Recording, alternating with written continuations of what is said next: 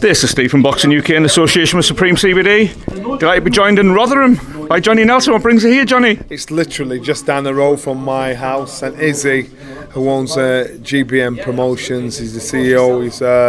I'm a massive fan of his. I think what he's doing as a promoter is without TV.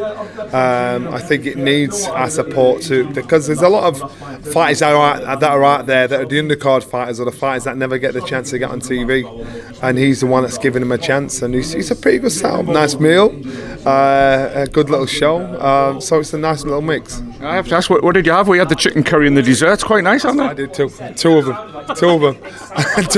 My mate had eaten, so I did too. Good man. Johnny, I can see the queue behind us, so we'll rattle through. Can we start with Boxer in Sky Sports? Signed Liam Smith today. Is that all systems go for the Chris Eubank fight? Hopefully, you never know. I can't see why not, because Chris wants a big fight. Liam, good fighter. To me, again, it's a dangerous fight, an interesting fight, and an intriguing fight. I'm quite sure, common sense to think, you know what, you go with the fighter that's got that boxing ability and true grit and determination, as in Liam. But the engine, the pace, and people underestimating Eubank, that's an obvious. That's what people think. That might be the path. It sounds like that's the way to go, but it's a good little signing by Box. I think Boxer have and I'll signing one or two surprise fighters where you think, all right, now we're getting on. I wanted to ask you about that, because I don't know if you remember, we spoke a year ago and you said in the midst of the whole DAZN thing, don't worry, we'll be fine. And it's getting stronger and stronger, isn't it? Chris William Smith coming over. There's rumours of Lerone Richards. Not only is this an intent, but it's quite aggressive, isn't it, from Boxer and Sky Sports? Without a doubt, and listen, it's not my place to say, but I know there's some surprising signings on the horizon, and I mean all the way up to the heavyweight division. And I'm quite sure the promoters that they've heard this whisper. They'll not be sure who it is, but I'm telling you, that's what I'm told. That's what's to come, and so far so good. That's how it's gone. And on a domestic level, remember, at the end of the day, the platform's there. The platform for fighters to be seen is there, and the opportunity is there. So you know what, good on Boxer, sticking their determination. Sky have backed Boxer to drag him through. Sky have been in boxing 30 years, so they obviously know what they're doing. So onwards and upwards. On social media, Johnny, I know you're not a massive player on social media, but the narrative is it's Boxer against Wasserman against Eddie Hearn. Is it like that from inside the camp, that you're all trying to outdo each other, or is it just genuinely you look after number one, or do you try and make your opponent weaker? I think what happens if you're so busy focusing what's over your fence, over your garden's fence, your own garden fence, you don't check out your own garden. And if you concentrate on producing something good, then the fans will follow, then the success will follow. But if you're so busy on trying to get one-upmanship on your neighbour, then you're missing the trick, you're missing the whole point. Of course there'll be that professional jealousy, but it can also be lined as envy as well. And to me, I'm one of those guys that I enjoy the success of others. So when I see, the successes of Wasserman or DAZN or whatever, I'm an ex-fighter. And I love that success, because that means fighters are getting fights and getting paid and getting opportunities. As a fan, again, you're loving that. It's only the broadcasters and the promoters that have that little bit in the teeth, but still they're getting the job done. So to me, it's a win-win for everybody. Do you think it leaves boxing in a stronger or a weaker position, Johnny? Because you come to a show like this and it's heaving, there's no TV cameras, there's no big standout names, and it's chock-a-block. But then the criticism is, because it's so widespread, that the cards are quite thin. There's been many shows like this, and that's the grassroots of boxing. And people think the only fighters are the ones that are on TV. These fighters here, the ones future champions of tomorrow, or the guys that have got the chance. That's what keeps our fight alive. That's what keeps our fight game alive. Boxers like cockroaches. No matter what, you can ban them. You can have a war. You can have a famine. Fighting will always be there. And so with what's happening here, they're just they're finding a way. They're finding a way to get local businessmen to sponsor, support, give fighters a chance to sell tickets. To be a fighter, you don't have to be on TV. If you want to fight, this is a way to get in there, get your foot in the door, and if you manage to get that fortune to get on TV, that's a plus. But at the end of the day, you fight because you want to fight, and so I love the opportunity that this has created for a lot of fighters.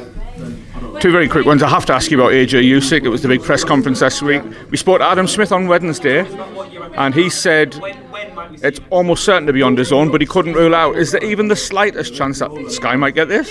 Yeah, there is. I don't know how done the deal is, but I know obviously DAZN and Eddie and AJ have done an unbelievable deal as far as AJ is concerned. I don't know who gets the TV rights or where the TV rights go. Obviously, they expect it to go with DAZN, but never say never. You never know. And how does it go? How does AJ beat Usyk, or can he beat Usyk? You know what? It's not an impossible task. It's a tougher task, tougher than the Andy Ruiz fight. The only thing that I disliked about what I've seen so far is AJ is a nice guy, and I think he's making Usyk feel comfortable. You're having a rematch with a guy that's beating you, and his success comes from getting a rhythm, getting comfortable in his environment. AJ, what I see, he's happy to stand there with photographs with him, talk and just be known with him.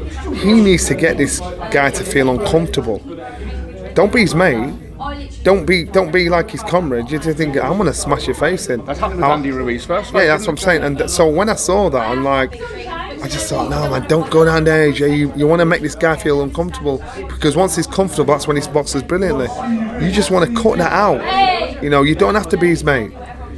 This is business. Be his friend afterwards. Don't make him feel comfortable, because the more comfortable he is, the better a box. And it's falling into that trap of, again, the old pals act. And to me, I'm just thinking, I didn't like that. Wasn't a good sign as far as I was concerned. But AJ does AJ. He's doing what he has to do. He thinks the fighting will say it all. But in boxing, warfare, a lot of fights are won before you've even got in the ring. You've got to start that battle now. And if I was working with him, if I was advising him, I'd say cut that shit out. This guy's your enemy. Don't make him feel comfortable in your presence. Wait till the fight's over and do that shit then. That would be my message to him, and that's what he needs to do. Whoever wins, Johnny, does Tyson Fury come back and fight them for undisputed? Yeah. And I'm quite sure he's come out with a ridiculous figure of half a bill. Boxer can stump that up, can't they, Johnny? Yeah, of course he can. It's in their back pocket, and of course, if you talk big numbers, you get big numbers. So Tyson's not silly. He's no fool. He's a fighting man. Remember those words? They're his words. He's a fighting man. So for him to say I'm done now. Was you lying yesterday and telling the truth today, or are you lying today and was telling the truth yesterday? I don't believe he's done. Last one. What does Johnny Nelson do next? I just enjoy boxing like everybody else. I'm a fan. I'm in a great position to talk about a sport that I love. And you know what? If you want to listen to my opinion, cool, all well and good. But I'll say it how I see it. And sometimes it doesn't go down too well with people, but people respect you for at least having a bottle to say what's on your mind and be straight. You've opened the door, Johnny. I have to ask you, Tank Davis and James Tennyson comment. Does that haunt you, or did you genuinely believe that? No, you know what? I just think in boxing, I think anybody, if you can hit a man on the chin, they're going to go. That's it. That's it. I thought if you hit someone on the chin with that kind of power, yeah, I'll go. Everybody's saying, oh my God, Nelson said, I just say, the thing is, he's got to hit him on the chin. That's the shot, and then if you can't hit him on the chin, that's how it goes.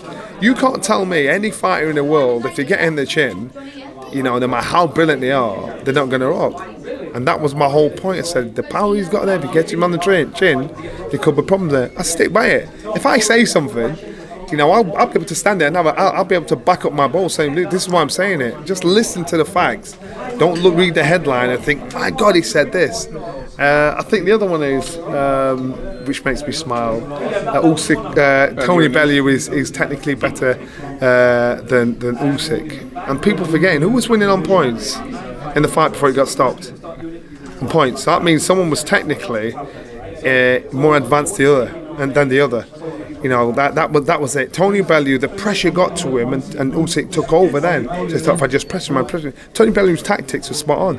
Usyk thought, I'll just pressure him. If Tony Bellew had stuck and believed himself, then he thought, God, I did it. But at that point, Tony Bellew was ahead on point. So what was I getting wrong there? You understand? You've got unbelievable southpaws, Manny Pacquiao, Prince Nassim Hamed, Pernell Whitaker. Excellent awkward southpaw. So when I say an average southpaw, if you know your boxing, you know what I'm talking about. If you don't know your boxing, you're going to listen to the headline. So you know what? I'll stand there. You come on, bring it on. I'll make a disclaimer, Johnny. I take no responsibility for the views you'll get after this goes out as well. Let it go, man. Let it go. Johnny Nelson, it's always a pleasure. Appreciate your time. I'll let you get back ringside. Thank you.